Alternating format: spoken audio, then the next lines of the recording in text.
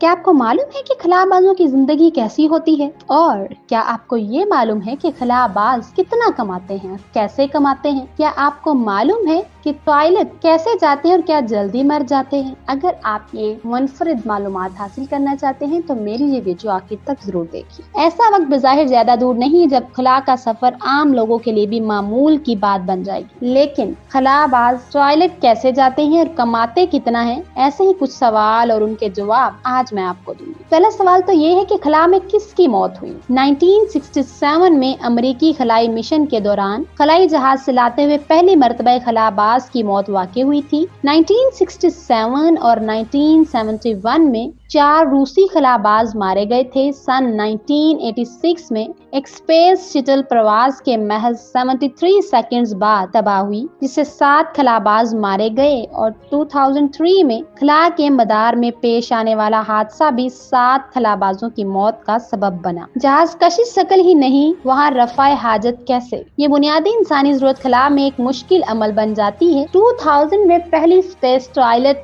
Design की गई, जिस पर खलाबाजों की टांगों और टॉयलेट सेट के दरमियान फासले को एक बेल्ट की मदद से हवाबंद बनाने की कोशिश की गई। ये तजर्बा नाकाम रहा। 2018 में नासा ने $23 मिलियन की लागत से वैक्यूम स्टाइल टॉयलेट बनवाई। खला में इंसानी फजला चला दिया जाता है। खलाबाज कितने पैसे कमाते हैं? 1969 में अपोलो 11 फ्लाइट के नील आर्मस्ट्रॉन्ग की आमदन 27,000 अमेरिकी डॉलर थी, जो आज तकरीबन $2 लाख के बराबर है। आजकल नासा के खलाबाजों की तनख्वाह इनकी तालीम और तजर्बे को सामने रखकर कम से कम 66,000 और ज्यादा से ज्यादा 1,60,000 अमेरिकी डॉलर के दरमियान होती है। अब सवाल ये है कि क्या खलाबाज जल्दी मर जाते हैं? खलाबाजों के जिस्म माइक्रोग्रेविटी में रहकर मुतासिर होते हैं। औसत 1 लीटर खून जाया हो चुका होता है, इसीलिए जब वो जमीन पर वापिस पहुंचते हैं तो रंग भी पीला होता है और वो नहीफ भी दिखाई देते हैं। साइंसदान अब तक खलाई सफर के तवील मुद्दती असरात के बारे में तो नहीं बता सके,